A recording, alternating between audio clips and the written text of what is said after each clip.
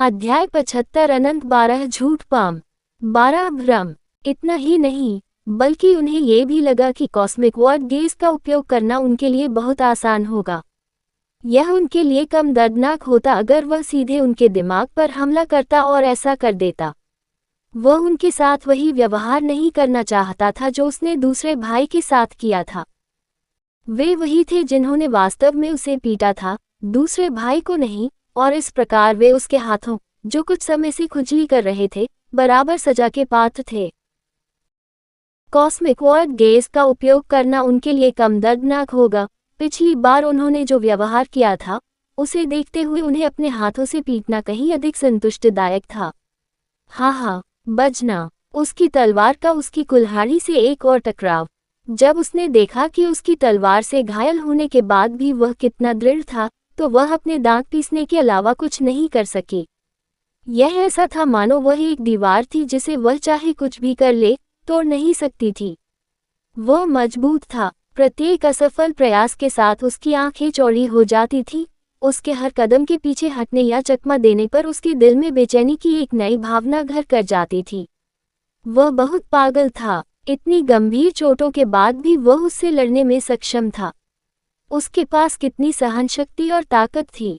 Oliver को एहसास हुआ कि लेवल 4 की ताकत कोई मजाक नहीं थी। इस घायल अवस्था में भी उनके पास न केवल उत्कृष्ट सहनशक्ति और जीवन शक्ति थी, बल्कि अपार शारीरिक शक्ति भी थी। कमबख्त, वह गुर्राया और उसने उसकी कमर पर चाकू मारा, जिससे वह पीछे हट गया। जैसे ही वह अपनी आंखों में पागलपन भरी नजरें डालकर उस पर झपटी, उसने कुल्हाड़ी का हैंडल पकड़ा और सीधे उसके चेहरे पर दे मारा। वह उड़ती हुई कुल्हाड़ी को देखकर हौंफने लगी और खतरनाक वस्तु से बचने के लिए तुरंत एक तरफ लुढ़क गई। क्या यह आदमी उसे मारना चाहता था? अब उसने अपना एकमात्र हथियार खो दिया है। मूर्ख, उसने सोचा। उसे विश्वास था कि उसने उसे आगे बढ़ने से रोकने और राहत का एक पल पाने के लिए ऐसा किया है। वह कैसे जान सकती थी कि ओलिवर के मन में कुछ और है? अपना हाथ पीछे खींचते हुए उसने सांस छोड़ी और धीरे धीरे सांस लेते हुए अपने शरीर को आराम देते हुए एक मुद्रा में आ गया। एक पैर पीछे रखते हुए उसका दाहिना हाथ उसके पीछे फैला हुआ था जबकि बायां हाथ उसकी छाती पर क्षैतिज रूप से मुड़ा हुआ था। उसने उसकी ओर देखा। उसने उसके अजीब रुख की बिल्कुल भी परवाह नहीं की और पागलपन भरी गति से उस पर झपट पड़ी, आखिरकार उसे खत्म करना चाहती थी। हालांकि उसी क्षण उसने उसे कुछ कहते हुए सुना। अनंत 12 झूठ पाम। उसे समझ नहीं आया कि उसने क्या कहा, लेकिन अब पीछे हटने में बहुत देर हो चुकी थी। जैसे ही उन दोनों ने आंखें बंद की, समय धीमा हो गया। ओलिवर ने उसकी तलवार की नोक से मिलते हुए अपनी हथेली उसकी ओर बढ़ाई।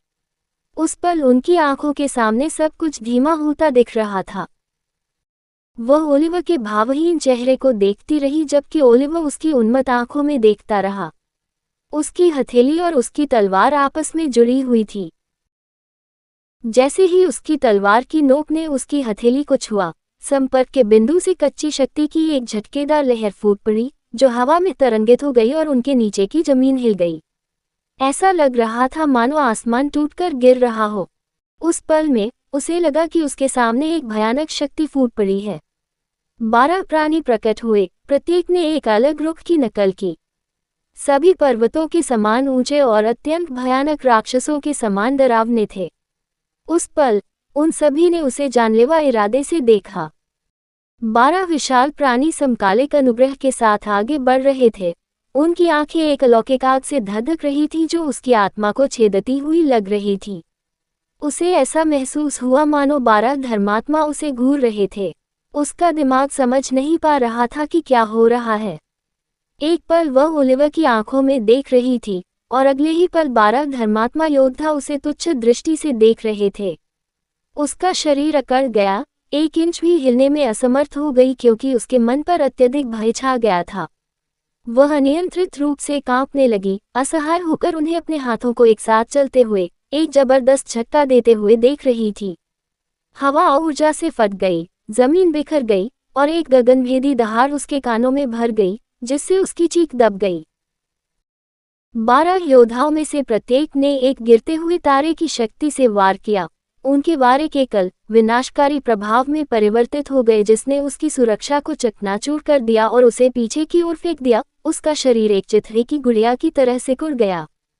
ये प्रभाव एक साथ आए हजारों तूफानों जैसा था, जिसने अपने रास्ते में आने वाली हर चीज को तहस नहस कर दिया। बूम! अगले ही पल उसके लिए सब कुछ सफेद हो गया।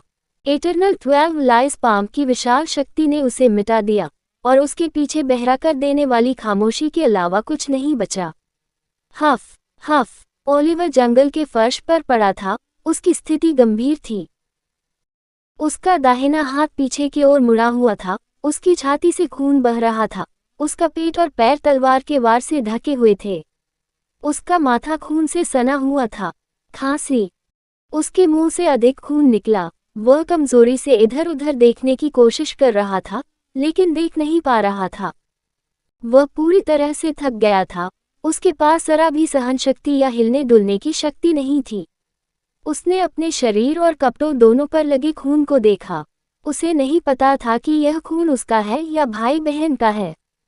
भाई बहन, उनका क्या हुआ? उसने दर्द से अपनी गर्दन टेढ़ी की और तीसरी बहन को कुछ दूरी पर पड़ा हुआ देखा। उसकी आंखें खुली हुई थीं, पूरी तरह सफेद हो गई थी, उसके मुंह में झाग भर गया था। उसका शरीर समय समय पर हिलता था मानो किसी चीज से गहरा आघात लगा हो। वह नहीं जानता था कि जब उसने उस पर हमला किया तो उसने क्या भ्रम देखा था, लेकिन वह जानता था कि यह भयानक था। लेटे लेटे वह विवरण नहीं बता सका। वह अगले 20 मिनट तक उसी स्थान पर आराम करता रहा, 1 इंच भी हिलने में असमर्थ रहा। उसने महसूस किया कि पत्तों को सरसराने वाली ठंडी हवा उसे किसी कारण से तरोताजा कर रही थी। हवा में घनी खूनी गंध ने उसे चिंतित कर दिया। राक्षसों को उनके स्थान की ओर आकर्षित होने में ज्यादा समय नहीं लगेगा। उसे अभी तक एक राक्षस को पकड़ना था। यदि वह एक भी राक्षस का शिकार करके उसे वापस नहीं ला सका तो ये बहुत बड़ी हानि होगी।